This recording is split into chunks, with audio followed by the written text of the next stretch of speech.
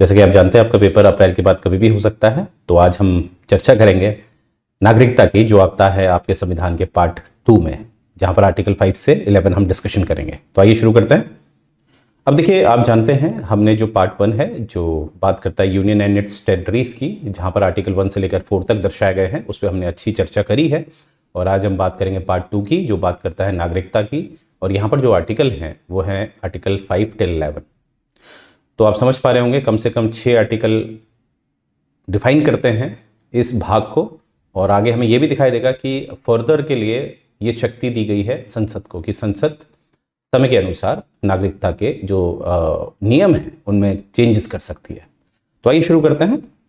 अब शुरू करने से पहले मैं एक अपने अनुभव से आपको एक बात बताना चाहता हूँ। इसके कुछ नियम ऐसे हैं जो अभी उतने हमारे काम नहीं आते हैं। तो मुझे लगता है कि सिटीजनशिप को बहुत डेप्थ पढ़ के फायदा नहीं है। क्यों? क्योंकि कुछ नियम ऐसे आपको दिखेंगे, जैसे आर्टिकल 6 में हो गया, आर्टिकल 7 में हो गया, आर्टिकल 8 में हो गया।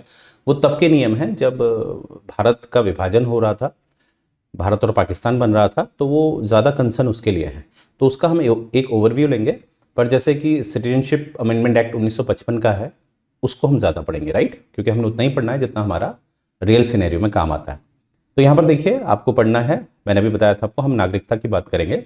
और पार्ट 2 जो है आपका आर्टिकल 5 से 11 तक डील करता है, राइट, जो बात करता है नागरिकता की। और हम यहाँ पर इस बात को ध्यान देंगे कि कौन भारत का नागरिक होगा, राइट। और जो डेट है वो है जब संविधान आपको लागू हुआ था। एडॉप्शन डेट है संविधान की 26 नवंबर 1949। उसके 2 माह पश्चात, यानी कि 26 जनवरी 1950 को आपका संविधान लागू हुआ था। तो नागरिकता का आधार ये बनेगा, इस डेट को बार बार कंसिडर किया जाएगा, 26 जनवरी 1950 को, राइट। अब देखिए आर्टिकल 5 क्या कहता है। आर्टिकल 5 कहता है कि जो सिटीजनशिप होगी कब, commencement of for person with Indian domicile वर, यानी कि सिटीजनशिप एट कमेंसमेंट का मतलब हो गया आपका जब भारत का संविधान लागू हुआ था 26 जनवरी 1950 को। ये तारीख रखी जाएगी और बताया जाएगा कि भारत का नागरिक कौन होगा। कौन होगा? अब बॉर्न इन इंडिया, जो भारत में पैदा हुआ है, had a parents born in India, उसके माँ बाप जो भारत में पैदा हुए हैं, और वह रेजिडेंट फॉर 5 ईयर्स बिफोर 26 जनवरी 1950, यानी कि 1945 से रह रहा है भारत में और 26 जनवरी 1950 को भी भारत में ही है। तो ये व्यक्ति जो होंगे, इनको कहीं ना कहीं भारत की नागरिकता बाय डिफॉल्ट मिल जाएगी, इनको कहीं अप्लाई नहीं करना पड़ेगा, राइट। इसलिए मैंने बोला था आज के समय में तो इसका इतना महत्व नहीं है, क्योंकि इसमें जो आधार है वो है 26 जनवरी 1950। अब तो हम लगभग 75 साल आगे आ चुके हैं, तो यहाँ पर उतना इसका वर्चस्व नहीं है, ठीक है। परंतु यहाँ से एक पॉइंट हमें मिलता है कि commencement for person with Indian domicile who were born in India. तो बॉर्न इन इंडिया, आज आप भारत में अगर बॉर्न होते हैं तो आप कहीं ना कहीं भारत की नागरिकता आपके पास, भारत की नागरिकता के लिए आप सक्षम होते हैं अगर आप भारत में पैदा होते हैं। अब आर्टिकल 6 देख लीजिए। आर्टिकल 6 में ये बताया गया है जब कोई पाकिस्तान से भारत की तरफ माइग्रेट हो रहा है। और आर्टिकल 7 में क्या बता रखा है? जब कोई इंडिया से पाकिस्तान की तरफ माइग्रेट हो रहा है। अब देखिए, माइग्रेशन है ना पाकिस्तान से इंडिया की तरफ, आर्टिकल 6। और आर्टिकल 7 में आपको दिख रहा है इंडिया से पाकिस्तान की तरफ। तो माइग्रेशन ये उस समय का था जिस समय ये बंटवारा हो रहा था इस तरह से। जैसे आर्टिकल 6 एक डेट को कंसिडर करता है, वो डेट है आपकी 19 जुलाई 1948। मतलब यहाँ पर ये बता रखा है कि 19 जुलाई से पहले, 19 जुलाई 1948 से पहले जो माइग्रेट करेगा भारत की तरफ, 19 जुलाई 1948 से पहले, 1948 से पहले जो भारत की तरफ माइग्रेट करेगा उसे रजिस्ट्रेशन कराने की ज़रूरत नहीं है। और 19 जुलाई से या उसके बाद, 19 जुलाई से या उसके बाद भारत में कोई माइग्रेट करेगा पाकिस्तान से तो उसे रजिस्ट्रेशन करवाना पड़ेगा, सिंपल। तो 19 जुलाई 1948 ये आपके एग्जाम में पूछी जा सकती है।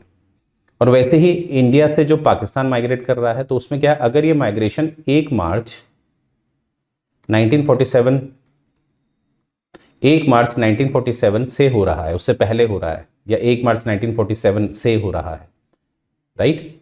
तो ये डेट से अगर हो रहा है तो कहीं ना कहीं आपका क्या होगा कि जो नागरिकता है, आप भारत की नागरिकता खो देंगे। आई रिपीट, कंफ्यूज नहीं होंगे कि यहां पर बताया गया है, एक सेकंड गाइस, हाँ, 1 मार्च के बाद से, ठीक है, बाद से ले लीजिएगा क्योंकि आप कंफ्यूज हो सकते हैं। तो यहां पर एक सिंपल सा है, 1 मार्च 1947 के बाद अगर कोई माइग्रेट करता है पाकिस्तान को, भारत से कहाँ माइग्रेट कर रहा है? पाकिस्तान को, तो उसकी नागरिकता खत्म कर दी जाएगी, उसकी नागरिकता छीन ली जाएगी अगर वो माइग्रेट करता है 1 मार्च के बाद से 1 मार्च 1947 से कहाँ माइग्रेट कर रहा है? पाकिस्तान की तरफ।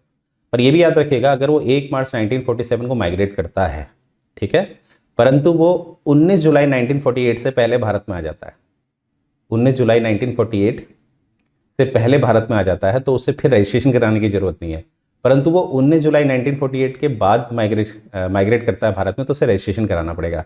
तो 7 और 6 को आपने एक साथ पढ़ के क्या समझ में आया आपको कि अगर 1 मार्च 1947 के बाद से अगर कोई माइग्रेट करता है पाकिस्तान, तो वो भारत की नागरिकता खो देगा। परंतु वही वो 19 जुलाई 1948 से पहले पहले भारत आ जाता है, 19 जुलाई 1948 से पहले पहले भारत आ जाता है, तो उसको रजिस्ट्रेशन कराने की जरूरत नहीं है, राइट। भारत में उसकी नागरिकता वैध मानी जाएगी अगर उसने रजिस्ट्रेशन नहीं भी कराया है, पर प्रूफ देना पड़ेगा कि वो आ चुका है भारत में। और 19 जुलाई 1948 से या उसके बाद से अगर वो भारत की नागरिकता लेना चाहता है, भारत में आता है, तो कहीं ना कहीं उसको फिर रजिस्ट्रेशन कराना पड़ेगा, राइट। तो ये बात आपने याद रखना। तो 2 डेट याद रखिएगा, 19 जुलाई 1948 और 1 मार्च 1947। आगे हमें दिखता है आर्टिकल 8 कहता है कि citizenship for person of Indian origin residing abroad. देखो इसमें सिंपल सा मतलब बताया है, यहां पर person for Indian origin residing abroad. अब इसमें क्या होता है कि कोई व्यक्ति है जो भारत से बाहर रहता है और भारत की नागरिकता चाहता है, तो इसमें क्या है कि प्रावधान यह है कि उसके जो पेरेंट्स हैं या उसके जो ग्रेट ग्रैंड फादर्स हैं, ग्रैंड पेरेंट्स हैं, अगर वो जो government of India act 1935 original वाला, बिल्कुल 1935 वाला जो एक्ट है, उसमें अगर उनका रजिस्ट्रेशन है, तो वो भारत की नागरिकता ले सकता है अगर उसका जन्म भी बाहर हुआ है। अगर उसके पेरेंट्स या ग्रैंड पेरेंट्स का क्या है, registration government of India act 1935 में हुआ है, तो वो भारत की नागरिकता ले सकता है। तो ये है आपका आर्टिकल 8, ये बात आपने याद रखनी है। आर्टिकल 9 क्या कहता है? Termination of citizenship upon voluntarily acceptance of another country citizen. ठीक है, तो देखिए अगर कोई व्यक्ति स्वेच्छा से किसी अन्य देश की नागरिकता ले लेता है, तो भारत की नागरिकता ऑटोमेटिकली लैप्स मानी जाएगी, राइट। ये है 9। तो 9 वर्तमान में भी चल रहा है, राइट। और कहीं ना कहीं 8 जो है ये भी वर्तमान में चल रहा है। अगर आपके ग्रैंड पेरेंट्स ने, अगर आपके गवर्नमेंट ऑफ इंडिया 1935 में रजिस्ट्रेशन किया होगा और आप बाहर रहते हैं, तब से बाहर से मेरा मतलब है देश से बाहर रहते हैं, तो आप रजिस्टर करा सकते हैं। आर्टिकल 8 आपको ये पावर देता है। आर्टिकल 9 जो है ये भी वर्तमान में इस्तेमाल हो रहा है। और आर्टिकल 10 में देखिए कि continuance of citizens rights unless parliament enact a law. अब जो भी ऊपर आपको बता रखा है, जो भी आर्टिकल 5, 6, 7, 8 में या 9 में जो भी दे रखा है कि आपको नागरिकता ली जा रही है या छीनी जा रही है, अगर पार्लियामेंट ने कोई कानून चेंज कर दिए हैं, जो कि पार्लियामेंट कर सकती है, तब आपकी नागरिकता बदली जा सकती है। ये जो नियम दिए गए थे, जो अभी तक मैंने पढ़ाया आपको, आर्टिकल 6 में, आर्टिकल 7 में, आर्टिकल 8 में, तो ये निर्भर करता है पार्लियामेंट के निर्णय पे। ठीक है, अगर पार्लियामेंट इससे संबंधित कोई कानून बना देता है, तो वो कहीं ना कहीं आर्टिकल 6, 7, 8, 9 को बाईपास कर सकता है, राइट। कौन? पार्लियामेंट। और आर्टिकल 11 इसे और ज्यादा जस्टिफाई कर रहा है। वो कह रहा है कि parliament's authority to regulate citizenship through laws, यानी कि पार्लियामेंट क्या कर सकती है? रेगुलेट कर सकती है नागरिकता के जो भी आधार हैं, जो नियम है, उनको क्या कर सकती है? कम ज़्यादा कर सकती है। पर कैसे करेगी? उससे संबंधित अधिनियम पारित करना पड़ेगा। इसीलिए आपको दिखेगा 5 वर्ष के बाद पार्लियामेंट क्या करेगी? अधिनियम पारित करेगी, सिटीजनशिप एक्ट 1955, राइट। तो हमने क्या देखा? पार्लियामेंट की पावर देखी। Parliament is empowered to legislate on matters related to citizenship, अर्थात जो राज्यों की विधानसभाएं होती हैं वो नागरिकता से संबंधित कानून नहीं बना सकती। आगे बढ़ते हैं। अब देखिए यहाँ पर एक थोड़ा इंटरनेशनल लेवल पे हम कंपैरिजन कर लेंगे। देखिए भारत में क्या है? सिंगल सिटीजनशिप का कॉन्सेप्ट है, बिल्कुल जैसे कनाडा में भी क्या है? सिंगल सिटीजनशिप का कॉन्सेप्ट है। वहीं पर अगर आप देखेंगे आपके यूएसए और ऑस्ट्रेलिया, वहां पर आपको ड्यूअल सिटीजनशिप दी जाती है। जैसे अमेरिका को देखूं तो एक तो अमेरिका की, यूनाइटेड स्टेट ऑफ अमेरिका की सिटीजनशिप होगी, और जो आपके प्रांत होते हैं वहां पर कैलिफोर्निया की अलग नागरिकता होगी। कोई व्यक्ति कैलिफोर्निया में रहता है तो उसके पास 2 नागरिकता होंगी, एक तो अमेरिका की और एक अपने खुद की कैलिफोर्निया की, राइट। परंतु भारत में ऐसा नहीं होता है। ठीक है, भारत किसके पैटर्न में है? कनाडा के। अब देखिए कुछ हमारे सिंगल सिटीजनशिप के जो है ना, जैसे एक्सेप्शंस हैं। ठीक है, सिंगल सिटीजनशिप का मतलब हुआ कि आपके पास एक ही नागरिकता है, भारत में तो एक ही नागरिकता होती है, तो यानी कि सबको समान ट्रीट किया जाएगा, सबको समान दर्शाया जाएगा। ठीक है, इसका यही मतलब तो हुआ, नागरिकता एक ही है, पूरे भारत में एक ही नागरिकता है, मतलब यूनिफॉर्मिटी। पर देखिए कहीं कहीं पर नागरिकता होने के बावजूद भी आपको रोका जा सकता है। जैसे मैं आर्टिकल 16 की बात करूं, आर्टिकल 16 क्या कर सकता है? जब कोई पब्लिक एम्प्लॉयमेंट होता है, क्योंकि आर्टिकल 16 पब्लिक एम्प्लॉयमेंट की बात करता है, तो वहां पर लोकल जो लोग होते हैं उनको सुरक्षित करने के लिए, वो नौकरी उनके प्रति सुरक्षित करने के लिए डोमिसाइल का नियम दे सकता है। डोमिसाइल का नियम दे सकता है, राइट। तो यहाँ पर आप देख रहे होंगे, इसीलिए देखिए आंध्र में अगर आपको जॉब करनी है तो आपका आंध्र का निवासी होना ज़रूरी है। तो वर्तमान में भी आप देखते होंगे बहुत सारे ऐसी नौकरियाँ होती हैं सरकारी जहाँ पर आपसे डोमिसाइल मांगा जाता है, तो बाहर के लोग उसे भर नहीं सकते। तो ये नागरिकता का कहीं ना कहीं हमें अपवाद दिखता है, ठीक है। आप ऐसा नहीं कह सकते मेरे पास भी तो नागरिकता है अगर आप अदर स्टेट के हैं। जैसे हरियाणा सिविल सर्विसेज आ रहा है, अब सिविल सर्विसेज जो हाई लेवल के होते हैं वहाँ पर तो मैं नहीं कहूँगा ये बात, फिर भी उसमें देखिए आरक्षण उसी को दिया जाता है जो लोकल होते हैं, राइट। तो आप ये नहीं कह सकते कि नागरिकता मेरे पास भी है अगर आप हरियाणा से बाहर के हैं और मैं एक अनुसूचित जनजाति से बिलोंग करता हूं तो मैं वहां आरक्षण नहीं मांग सकता, क्योंकि इस आधार पे नहीं मांग सकता कि मेरे पास भी नागरिकता है, क्योंकि यहाँ पर साफ कहा गया है कि लोकल रेजिडेंस को प्रोटेक्ट करने के लिए कहीं ना कहीं एक्सेप्शंस होता है सिंगल सिटीजन का, यानी कि रेजिडेंस दिखाया जा सकता है, डोमिसाइल का प्रावधान दिया जा सकता है सरकारी नौकरी में, ठीक है। चलिए ये बात याद रखिएगा। आगे इसमें बता रखा है डिस्क्रिमिनेशन बेस ऑफ रेजिडेंस जो है आर्टिकल 15 प्रोहिबिट्स डिस्क्रिमिनेशन, ठीक है। मतलब यहाँ पर यह है कि आप देखेंगे कि आर्टिकल 15 में भी आपको दिखता है कि डिस्क्रिमिनेशन को तो मना किया है, पर यहाँ पर यह भी कहा है कि राज्य हस्तक्षेप करके डिस्क्रिमिनेशन करा सकता है। इसलिए आपने देखा होगा लोकल रेजिडेंस जो होते हैं, जब स्कूल की बात होती है तो लोकल बच्चों के लिए एक अलग से आरक्षण दिया जाता है, राइट। तो कहने का ये मतलब है कि अगर हम भारत में एक सिंगल सिटीजनशिप है फिर भी हमें आर्टिकल 16 और आर्टिकल 15 जैसे प्रावधान दिखते हैं जिसके द्वारा आपके पास नागरिकता होने के बावजूद भी जो नागरिकता के लाभ होते हैं वो आप अपने राज्य के अलावा दूसरे राज्य पे हासिल नहीं कर सकते अगर बात पब्लिक एम्प्लॉयमेंट की है, राइट, या सरकारी कोई योजनाओं की है।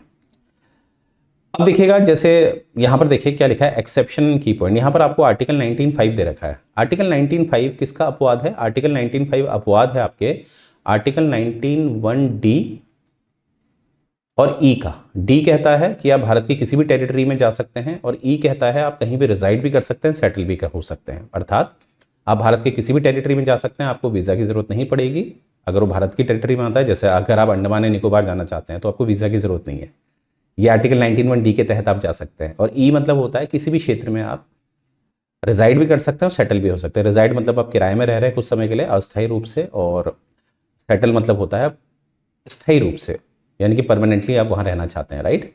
तो ये होता है, पर इसका अपवाद है 19(5) में।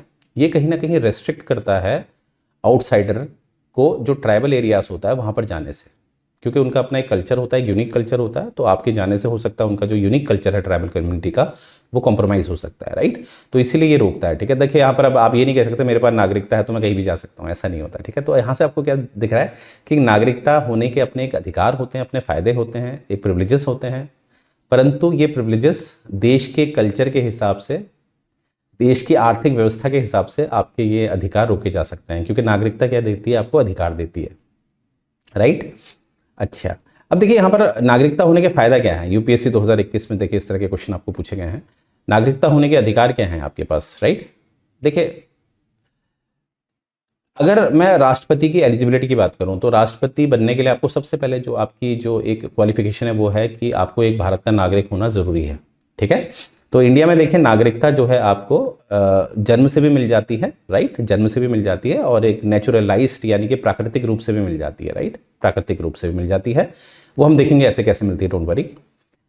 और देखिए राष्ट्रपति के उसमें क्या होता है, only citizen by birth is eligible, यानी कि देखिए नागरिकता कैसे मिल रही, बाई बर्थ और बाई नेचुरलाइज्ड, प्राकृतिक रूप से। अब यूएसए में क्या होता है, अगर आपको यूएसए का राष्ट्रपति बनना है तो केवल बाई बर्थ के हिसाब से ही अगर आपको नागरिकता मिली है, बाई बर्थ के हिसाब से, तभी आप यूएसए में राष्ट्रपति बन सकते हैं। बाय नेचुरलाइज्ड अगर आपको यूएसए की नागरिकता मिली है तो आप राष्ट्रपति का चुनाव नहीं लड़ सकते। पर भारत की खूबसूरती देखिए कि बाई बर्थ के साथ तो आप भारत के राष्ट्रपति बन ही सकते हैं, इसके साथ साथ आप नेचुरलाइज्ड फॉर्म में भी भारत के क्या बन सकते हैं, राष्ट्रपति। आगे देखते हैं हमें क्या डेटा मिलता है, एक सेकेंड। ओके, तो अब देखिए यहाँ पर एक एडिशनल प्रोविजंस हमें दिखते हैं, ये नागरिकता से कैसे जुड़ा हुआ है। जैसे मैं बात करूँ मिनिस्ट्री ऑफ ह्यूमन अफेयर्स की, वो कहीं ना कहीं जो फॉरेनर्स होते हैं हमारे वहाँ, उनके लिए एक फॉरेनर ट्रिब्यूनल्स ऑर्डर जारी करता है 1964 में, जहाँ पर वो अलाउ करता है डिस्ट्रिक्ट मजिस्ट्रेट्स को, डीएम को ये पावर देता है कि वो कहीं ना कहीं एक ट्रिब्यूनल्स इस्टेब्लिश कर सकते हैं कि कौन कौन भारत में फॉरेनर्स हैं। क्योंकि देखिए नागरिकता जो होती है, नागरिकता के जो फायदे होते हैं वो फॉरेनर्स को नहीं दिए जाते हैं। जैसे अगर मैं मौलिक अधिकारों की बात करूँ, 15, 16, 19 हो गया आपका, 15, 16, 19 हो गया, ये आई थिंक आपका 15, 16, 19, 30, ये जो फंडामेंटल राइट्स हैं ये केवल नागरिकों को दिए जाते हैं, राइट। अभी हमें और आएंगे, ठीक है, वो हम देखेंगे कौन कौन से हैं जो सिर्फ नागरिकों को दिए जाते हैं, बाहर के लोगों को नहीं दिए जाते हैं। तो देखिए यहाँ पर क्या होता है, बहुत से लोग नागरिकता का फ़ायदा उठाने के लिए जाली दस्तावेजों के द्वारा नागरिकता हासिल कर लेते हैं, फिर कहीं ना कहीं उनको बहुत बेनिफिट हो जाता है। तो इसीलिए मिनिस्ट्री ऑफ होम अफेयर्स ने एक ऑर्डर द्वारा 1964 में एक ट्रिब्यूनल को गठित करने का प्रयास किया है, जिसमें उन्होंने आइडेंटिफाई किया कि फॉरेनर्स कौन है, राइट। अच्छा, ये चीज़ है। यहाँ पर देखिए हिस्टोरिकल नोट आपको पता होना चाहिए कि जब ये ड्राफ्टिंग हो रही थी, संविधान जब बन रहा था, जब ड्राफ्टिंग हो रही थी, जब भाग 2 पे चर्चा हो रही थी, तो वहाँ पर कहीं ना कहीं एक प्रावधान उठा था कि प्रोविंशियल सिटीजनशिप हमें देनी चाहिए, प्रांतीय नागरिकता हमें देनी चाहिए। तो यहाँ पर बी आर अम्बेडकर ने बिल्कुल इसको मना कर दिया। उन्होंने कहा अगर ऐसा दिया जाएगा तो भारत की जो एकता है, जो अखंडता है, उस पर कहीं ना कहीं उसको खंडित किया जा सकता है, क्योंकि भारत में बहुत ज़्यादा डाइवर्सिटी है, बहुत ज़्यादा भिन्नताएं हैं। तो ऐसे में 2 नागरिकता देना, प्रांतीय स्तर पर नागरिकता देना, वो हमारे देश को कहीं ना कहीं खंडित कर सकता है, तोड़ सकता है, राइट। तो ये याद रखिएगा, इसीलिए भारत में क्या है, सिंगल सिटीजनशिप है। अब देखिए यहाँ पर जिनके पास नागरिकता है उनके फायदे देखिए, जिनके पास नागरिकता नहीं है उनको एलियन कहा जाता है, ठीक है। अब जिनके पास नागरिकता होती है, देखिए वो क्या होते हैं, full member of the Indian state होते हैं, राइट। और यहाँ पर क्या होते हैं, सिटीजन ऑफ अदर स्टेट होते हैं। ये बिल्कुल, ये सारे सिविल और पॉलिटिकल राइट को एंजॉय करते हैं नागरिक, और ये केवल do not enjoy civil right and political rights. इनको जो सिविल राइट है, पॉलिटिकल राइट्स है, वो पूरी तरह से इनको अवेलेबल नहीं होते हैं, ठीक है। अब एलियन में भी क्या होता है, जैसे मैंने आपको बताया था 15, 16, 19, 29, 30, देखिए ये होते हैं फंडामेंटल राइट्स, जो 5 होते हैं जो केवल नागरिक को दिए जाते हैं। 15, 16, 19, 29, 30, 15, 16, 19, 29, 30, ये 5 फंडामेंटल राइट्स होते हैं जो सिर्फ नागरिकों के लिए होते हैं, बाकी ये एलियंस को नहीं दिए जाते। अब देखिए एलियंस भी 2 तरह के होते हैं। फ्रेंडली एलियंस वो होते हैं भारत के जिन देशों से संबंध अच्छे हैं, जैसे रशिया, रूस के जो नागरिक हो गए उनको हम फ्रेंडली एलियन बोलेंगे। और एनिमी एलियन में हमारा जैसे पाकिस्तान हमारा एक एनिमी एलियन होता है। तो कंपैरेटिवली फ्रेंडली एलियन से एनिमी एलियन को कोई भी अधिकार ना के बराबर होते हैं। इवन जो आपका आर्टिकल 22 है, जो अरेस्ट एंड डिटेंशन की बात करता है, वो भी आपका, जैसे उसमें एक प्रावधान है कि अगर आपको डिटेन किया जा रहा है तो 24 घंटे के भीतर आपको मजिस्ट्रेट के सामने ले जाना पड़ेगा। ये एक आपका मौलिक अधिकार है अंडर आर्टिकल 22। परंतु ये अधिकार एलियन जो है, फॉरेनर वाले जो एलियन है हमारे, जो एनिमी में आते हैं, उनको तो बिल्कुल नहीं दिया जाता है। तभी फ्रेंडली एलियन को दिया जाता है, 22 का प्रावधान दिया जाता है, परंतु जो एनिमी एलियन है उनको तो बिल्कुल नहीं दिया जाता है। तो आप समझ रहे होंगे क्या होता है, ठीक है। और जो सिटीजन से होते हैं, जब उनको इतने फायदे मिल रहे हैं तो उनकी ड्यूटी भी होती है कि वो टैक्सेस देंगे, ठीक है, रिस्पेक्ट करेंगे नेशनल सिंबल्स की, और डिफेंड करेंगे कंट्री को। जब देश पे कोई आपदा आएगी तो इस तरह से उनको डिफेंड करना पड़ेगा, राइट, वेरी इंपॉर्टेंट। अब देखिए मैंने कहा था कि अभी मैंने चर्चा करी, जैसे आर्टिकल, अगर आप 10 को देखते हैं, आर्टिकल 11 को देखते हैं, तो उसको हमें देख के पता चलता है कि संविधान ने जो नागरिकता से संबंधित कानून बनाने का जो एक अधिकार दिया है, वो हमारी केवल संसद को दिया है। तो संसद ने उसी उपलक्ष्य में 5 वर्षों के पश्चात एक अधिनियम पारित किया है, जिसका महत्व आज भी है। तो इस अधिनियम के तहत, जो 1955 का है, इसके तहत 5 तरीके हैं जिसके द्वारा नागरिकता हासिल की जा सकती है, और 3 तरीके हैं जिसके द्वारा नागरिकता छीनी जा सकती है, राइट। और इस अधिनियम ने समय समय पर अमेंडमेंट हुए, संशोधन हुआ है। देखिए 1957 में संशोधन हुआ है, 1986 में, 2003 में, और लेटेस्ट आपको 2019 दिख रहा है। 2019 वाले में तो काफी विवाद भी हुआ था, राइट, एक्सेट्रा भी दिखाया यहाँ पर। तो ये चीज है 2019। एक्विजिशन बाय सिटीजन्स देखते हैं, ठीक है। अब इसमें देखते हैं कि किस तरह से आप नागरिकता हासिल कर सकते हैं। तो बाय बर्थ, वो तो हमने पहले भी देखा था सेक्शन 3 में। अब इसमें इन्होंने बाय बर्थ, जो हमारे ओरिजिनल कॉन्स्टिट्यूशन में भी था, इसको इन्होंने ज़्यादा एलोबरेट किया है, ज़्यादा स्पेसिफाई कर दिया डेट के अनुसार। अब आप डेट देखिए, 1950 से 1987 के बीच आप ऑटोमेटिकली सिटीजन होंगे। अगर आप इस बीच पैदा हुए हैं भारत में, तो ऑटोमेटिकली आप बाय बर्थ के अकॉर्डिंग सिटीजन होंगे। अगर आपका जन्म 1987 से 2004 के बीच हुआ है, तो उसमें यह देखा जाएगा कि आपके जो माँ बाप हैं उनमें से एक क्या होना चाहिए, भारत का नागरिक। दूसरा चाहे भारत का नागरिक है या नहीं है, अगर एक भारत का नागरिक होगा तो उसको नागरिकता मिल जाएगी, उसका जन्म हुआ है। अगर 2004 के बाद आपका जन्म हुआ है, तो आपकी पहली कंडीशन है कि बोथ पेरेंट्स भारत के नागरिक होने चाहिए, या एक तो होना ही चाहिए और दूसरा इलीगल नहीं होना चाहिए, इलीगल माइग्रेंट नहीं होना चाहिए भारत का। तो दूसरी 2004 के बाद कंडीशन थोड़ी सी और जटिल कर दी है और कॉम्प्लिकेटेड कर दी है। तो ये चीज आपने याद रखनी है, वेरी इंपॉर्टेंट पॉइंट, ठीक है। आगे बढ़ते हैं।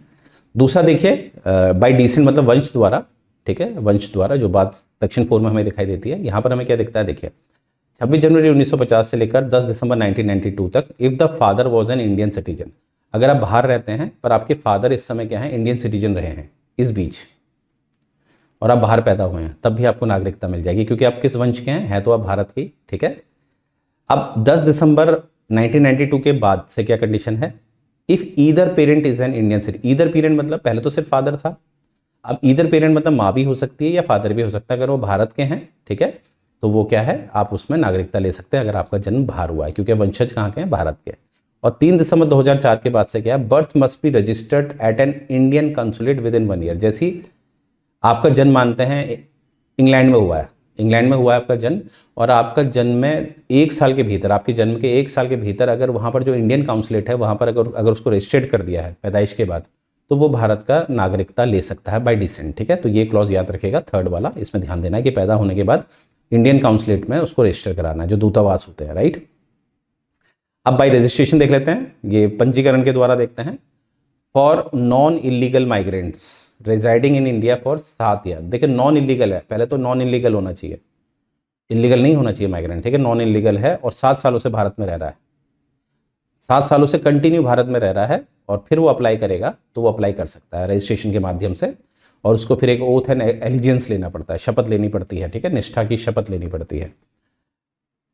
फोर्थ है आपका बाय नेचुरलाइजेशन। नेचुरलाइजेशन मतलब होता है देशीकरण, मतलब देश से प्यार होता है ना, कभी किसी आप बाहर के हैं, जैसे अगर मैं आपको इतिहास में ले जाऊँ, आपने सुना होगा एनी बेसेंट का नाम, वो तो आइलैंड की थी ना, पर भारत के लिए उन्होंने कितना किया, भारत से लगाव था उनको। तो कभी कभी नेचुरलाइजेशन का मतलब होता है देशभक्ति, देश से लगाव, ठीक है।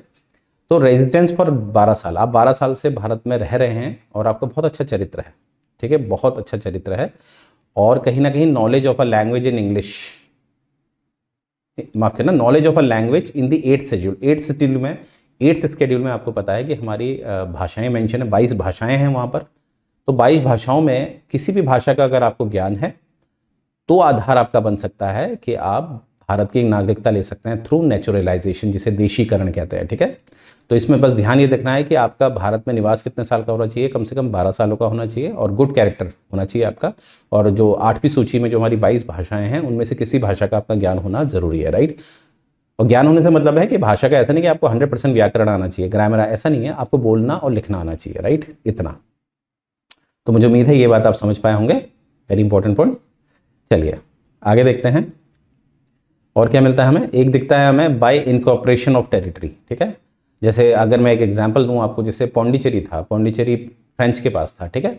तो 1954 में पौंडीचेरी जो है वो डी फैक्टो द्वारा भारत का हिस्सा बन गया था, और 1962 में डी जियोर मतलब कानूनी रूप से, डी फैक्टो मतलब वो दे के चले तो गए थे, पर फ्रांस की संसद ने अभी तक वो भारत को ऑफिशियली नहीं दिया था। 1962 में डी जियोर मतलब कानूनी तौर पे भारत का हिस्सा बन चुका था। तो जैसे 1962 में भारत का हिस्सा ही बना, कौन सा, पौंडीचेरी वाला, तो ऑटोमेटिकली सारे के सारे जो पौंडीचेरी के नागरिक थे जो रहते थे पौंडीचेरी में, उनको भारत की नागरिकता मिल गई। तो ये बात याद रखनी है आपने।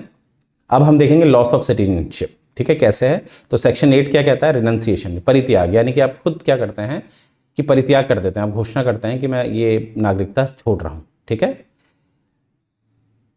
अब देखिए अगर वॉर की बात होगी, जब वॉर छिड़ रही है, भारत की लड़ाई हो रही है, उस समय आप छोड़ेंगे, क्योंकि आपकी नागरिकता आपके ऊपर जिम्मेदारी लाती है, और अब युद्ध के डर के कारण आप अपनी नागरिकता छोड़ रहे हैं, तो वो उस समय छोड़ी नहीं जाएगी।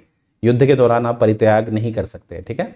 और आगे है कि minor children also lose citizenship but can reclaim it at age 18। जैसे मैं हूँ, मानते मेरा कोई बालक है 8 साल का, मैंने परित्याग किया, इसे रिनंसिएशन किया अपनी नागरिकता को, तो ऑटोमेटिकली मेरे जो बीवी बच्चे हैं उनकी भी नागरिकता क्या हो जाएगी, मेरे माइनर बच्चों की क्या हो जाएगी, जो सिटीजनशिप है वो हो जाएगी।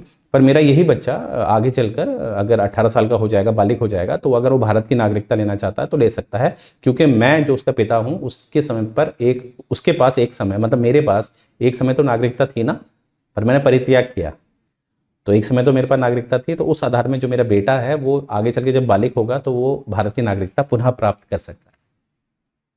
दूसरा देखते हैं by termination, automatically loss upon voluntarily acquiring another country citizenship. अगर आप किसी अन्य देश की नागरिकता ले लेते हैं स्वेच्छा से, तो ऑटोमेटिकली आपकी भारत की जो नागरिकता है वो लैप्स हो जाएगी, ठीक है। ये तो हमें संविधान में भी दिखता है, संविधान के ओरिजिनल जो नियम थे उसमें दिखता है। और एक है आपका डेप्रीवेशन, ठीक है। डेप्रीवेशन का मतलब होता है इसमें कुछ गलत तरीके से आप नागरिकता हासिल कर लेते हैं, फिर बाद में पता चलता है कि आपने गलत तरीके से नागरिकता हासिल करी है, तो आपकी नागरिकता छीन ली जाती है, जैसे फ्रॉड है, डिसीटफुल यानी कि धोखा देके आपने नागरिकता ली है, गलत प्रमाण पत्र दिए हैं उसके बाद आपने नागरिकता ली है, डिसलॉयल्टी, अनलॉफुल, क्रिमिनल रिकॉर्ड है आपका, ठीक है, ये इम्प्रिजनमेंट है आपके 2 साल से ज़्यादा का, आपको जेल हुई है, right, with in 5 years of gaining citizen, आपने सिटीजनशिप ली है, जैसे आपने नेचुरलाइजेशन से इस तरह से आपने सिटीजनशिप ली और बाद में पता चला आपने कुछ ऐसा कुछ अपराध किया, ऑफेंस किया कि 2 साल से ज़्यादा की सज़ा आपको हो गई है, 2 साल से ज़्यादा, ठीक है, तो कहीं ना कहीं आपका क्या होगा, ये नागरिकता छीन ली जाएगी, ठीक है। तो इस तरह से आप देख रहे होंगे ये इलीगल अनएथिकल वे में अगर आप नागरिकता हासिल कर लें तो उसको भी छीनने का अधिकार दिया गया है अधिनियम 1955 में, राइट। अब देखिए एक अमेंडमेंट किया था 2019 में, 2019 में जो अमेंडमेंट किया गया है उसमें काफ़ी इसका विरोध भी हुआ था, क्योंकि इसमें देखेंगे आप कि मुस्लिम्स को बाहर रखा गया है, राइट, देखेंगे तो यहाँ पर क्या था, जैसे 12 साल का भी हमने देखा था कि 12 साल के लिए आप रहने चाहिए, 12वें साल आप अप्लाई कर सकते हो, जैसे यहाँ पर आपने देखा, ये यहाँ पर आप देखिएगा, राइट, ये देखिए बाय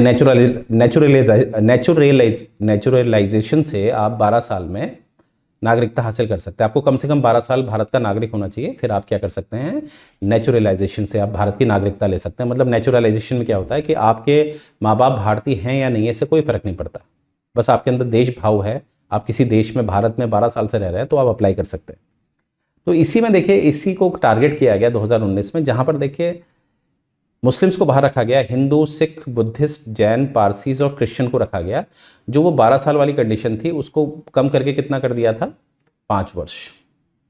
अब यहाँ पर मैं वहाँ 12 बोल रहा था क्योंकि यहाँ पर 11 आ रहा है, क्योंकि आप देखिए जब आप अप्लाई करते हैं तो वो भी तो एक वर्ष होगा, 11 साल जब आप पूरा करेंगे तो 12वें साल आप अप्लाई करेंगे ना, 12वें साल, इसलिए कंफ्यूज मत होना कि यहाँ पर 11 है वहाँ पर 12 क्यों है। वहाँ पर 12 इसलिए कि आप 12वें साल में अप्लाई करेंगे ना, यहाँ पर 11 इसलिए लिखा है क्योंकि आप पूरे 11 हो गए, 12वें में आप अप्लाई करेंगे, ठीक है। तो ध्यान से समझने वाली बात है कि मुस्लिम्स को छोड़कर सभी के लिए, हिंदू, सिख, बुद्धिस्ट, जैन, पारसी, क्रिश्चियन जो हैं, इनका कितना कर दिया है, 5 साल। अब वो 11 या 12 साल वाली कंडीशन खत्म कर दी है, राइट। इसमें काफ़ी विरोध भी हुआ था, राइट, क्योंकि भारत एक सेक्युलर देश है, तो जो इस्लामिक कंट्रीज थी उन्होंने बहुत इसमें विरोध किया कि इस्लाम मुस्लिम्स के लिए ऐसा क्यों। अब देखिए ये भी पर याद रखेगा, ये जो आपको हिंदू, सिख, बुद्धिस्ट, जैन, पारसी दिखाई दे रहे हैं, क्रिश्चियन, ये केवल कहाँ से हैं, अफगानिस्तान से होने चाहिए, बांग्लादेश से होने चाहिए और पाकिस्तान से। अब देखिए यहाँ से समझिए, चाहे अफगानिस्तान है, बांग्लादेश है, पाकिस्तान है, यहाँ पर जो मेजोरिटी में है वो मुस्लिम्स हैं, और ज़्यादातर यहाँ हिंदू हैं या जो जैन हैं या जो सिख हैं, ये जो धर्म आप ऊपर मेंशन किए गए हैं, बुद्धिस्ट, जैन, पारसी, क्रिश्चियन, इनके साथ सबसे ज़्यादा शोषण होता है इसी जगह पे, क्योंकि अफगानिस्तान, बांग्लादेश और पाकिस्तान ये कहीं ना कहीं सेक्युलर तो नहीं है, राइट। वर्तमान में भी आप देख रहे होंगे बांग्लादेश में क्या चल रहा है कि हिंदुओं को मारा जा रहा है, इस तरह की हरकतें हमें दिख रही है, राइट। हालांकि हम राजनीति में तो जाएंगे नहीं, हमको अपनी पढ़ाई करनी है, राइट। तो ये इसीलिए आपको देखिए यहाँ पर जो अमेंडमेंट हुआ था 2019 का, तो ये प्रावधान इसलिए दिया गया था, राइट, कि जो मुस्लिम के अलावा हैं और जो अफगानिस्तान, बांग्लादेश और पाकिस्तान से संबंध रखते हैं, उनको अब वो जो 11 या 12 साल वाली कंडीशन थी, अब मैं 11 साल या 12 साल की बोल रहा हूँ, आप समझ रहे होंगे, उनको केवल कितना है, 5 वर्ष का, राइट। Very important point. अब यहाँ पर अपवाद है हमारा 2019 वाला जो सिटीजनशिप अमेंडमेंट एक्ट हुआ है, राइट, ये जो एक्ट है इसका अपवाद क्या है, ये अपवाद ये है कि जैसे ट्राइबल एरियाज हैं, ये ट्राइबल एरियाज पे ये अधिनियम लागू नहीं होगा। जैसे असम है, मेघालय, मिजोरम है, त्रिपुरा है, इसमें ये अप्लाई नहीं होगा, क्योंकि आपको पता है कि जो स्केड्यूल 5 और स्केड्यूल 6 है, और खासकर स्केड्यूल 6 तो आपका नॉर्थ ईस्ट के लिए रिजर्व है, तो स्केड्यूल 6 के अनुसार यहाँ पर ये जो नियम बनाया गया था CAA 2019 में जो अमेंडमेंट किया गया था, ये नियम यहाँ लागू नहीं होगा, ठीक है, इन जगह पर ये लागू नहीं होगा। और जो इनर लाइन है आपकी, ये जो इनर लाइन जिसे हम अरुणाचल प्रदेश, नागालैंड, मणिपुर, मिजोरम वाली कहते हैं, ठीक है, यहाँ पर भी ये लागू नहीं होगा, ठीक है। इनर लाइन एरियाज ये वाला है, ठीक है, ये भी यहाँ लागू नहीं होगा।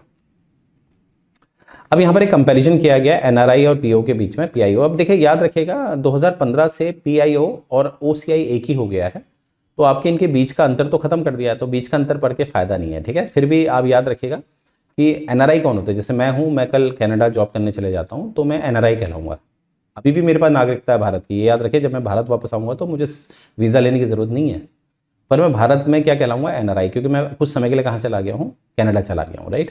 तो ये देखिए NRI क्या होते हैं, इनके पास इंडियन सिटीजनशिप होती है भैया, ठीक है, एलिजिबिलिटी बिल्कुल है, नो वीज़ा रिक्वायर्ड, ठीक है। ये होते हैं इंडियन सिटीजन्स होते हैं रेजिडिंग अब्रॉड, उन्हें हम NRI कहते हैं।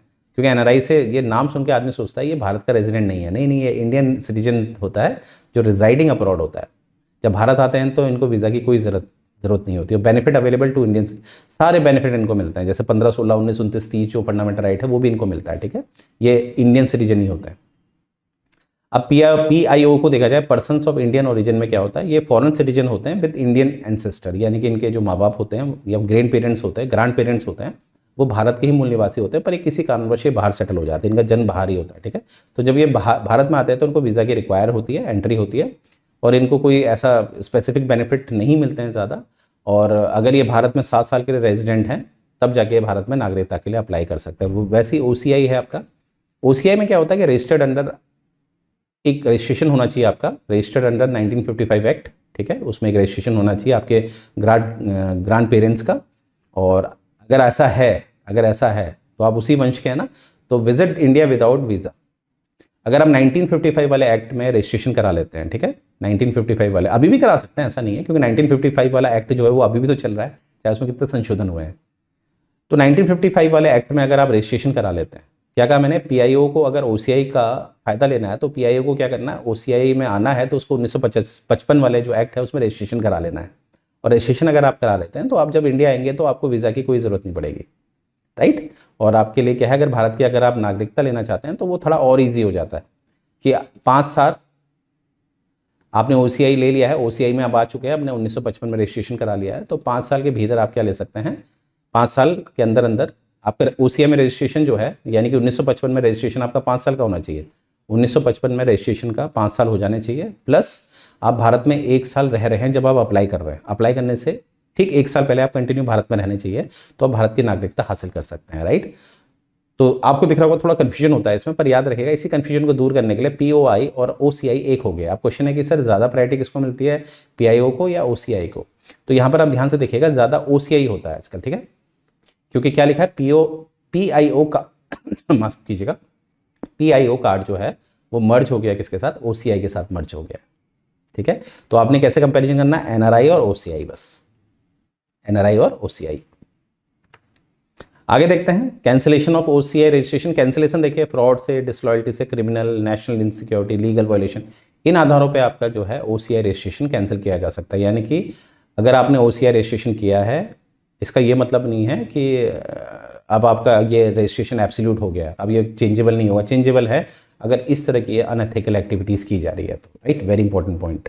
तो मुझे उम्मीद है ये लेक्चर आपको पसंद आया होगा, और आपका पेपर अप्रैल के बाद कभी भी हो सकता है, राइट। तो आपने क्या करना है, ये टेलीग्राम चैनल है, डेडिकेटेड है PPSC HDO 2026